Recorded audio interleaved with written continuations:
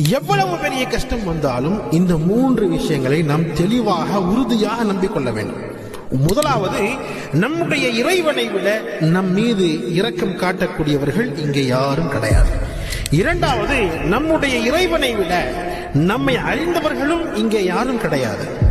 3, நம்முடைய இறைவனை விட நம்முடைய சிரமத்தை நீக்கும் சக்தி உள்ளவர்கள் இங்கே யாரும் கிடையாது. எனவே நிச்சயமாக நம்முடைய கஷ்டத்தையும் நஷ்டத்தையும் மக்கள்கிட்ட போய் சொல்லி புலம்புறதை விட நிச்சயமாக அல்லாஹ்விடத்தில் கையேந்தி துஆ செய்தோம் என்று சொன்னார்.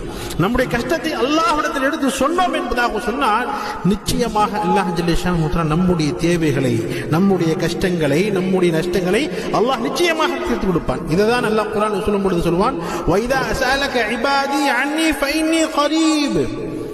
மக்கள் என்னிடத்தில் துஆ செய்யும் பொழுது அதை நான் விரைவாக ஏற்றுக்கொள்கிறேன். நான் பக்கத்தில் இருக்கிறேன், சமீபத்தில் இருக்கிறேன். உங்களுடைய துஆக்கள் சீக்கிரமாக கபூலாகும்.